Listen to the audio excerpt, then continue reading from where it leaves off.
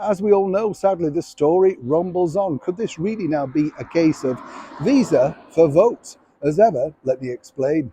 Hi, good morning, Neil Sean here in the very heart of London. Lovely to have your company today. And as ever, thank you so much for choosing to join me. Really appreciate it. Welcome one and all brand new subscribers. Yes, I'm sounding a bit croaky, as I know.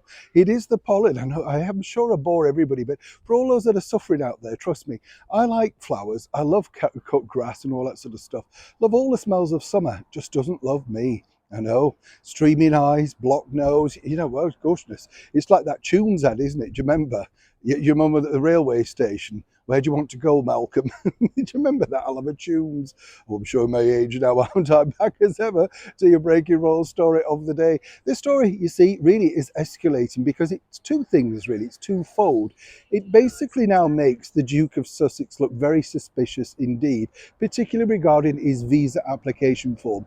And of course, as we all know, thanks to his spillage over on the autobiography memoir Spare about his drug use, which seemingly, when you think about it, I don't know about you, but he seemed to relish in telling people it, didn't he? It was almost like a teenager, when you're sort of like, oh, I went to a rave, that sort of thing. But what's interesting now is, as I said to you right at the beginning of this particular sort of topic, was that whatever you put down in print does come back to haunt you. And this is truly now what Prince Harry is finding. But the bigger picture now is really this, because ultimately, a particular group were trying to make sure that it was in the public domain to be seen exactly what Prince Harry put down on his visa application to allow him to stay in the United States of America. Of course, he wouldn't be the very first person to fall foul of those laws, would he not? But he is the son of the King of England, Ireland, Scotland, Wales. It doesn't really look good, does it? Whichever way you look at it. But what's interesting, I find here, is that as we now know, Prince Harry and both Meghan Markle are huge supporters of the Biden administration. That's no secret. They were quite happy a couple of years ago to urge people to vote. We do know, thanks to that recording, that Meghan Markle is not a keen fan of the former 45th President of the United States, Donald Trump. So it again would make sense. Now, many people are speculating that, could this have some ties, in fact, to President Biden? And as ever, we have to say allegedly. I don't think it's escalated that far up the roll yet, but I do kind of think it would make sense, wouldn't it, for those people that wish to have a little celebrity stardust on that forthcoming campaign. And as we've seen, Jill Biden was more than happy to be pictured and has openly stated that she's read Prince Harry's book and she felt sorry for him.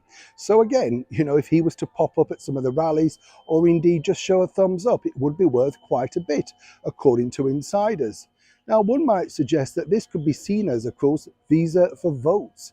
And the bottom line, again, for Prince Harry is he's bringing not just the British monarchy into disrepute, who are not supposed to be politically motivated in any way and remain totally impartial. But again, Prince Harry's, shown his contempt for that, hasn't he? As we saw in the Royal Courts of Justice when he announced, although he was told he wasn't allowed to use it, His Royal Highness Prince Harry. This is a new battle for, of course, King Charles III. And more importantly, for Harry, it's a way of securing, staying, and hopefully bashing this particular problem well and truly under the voting mat.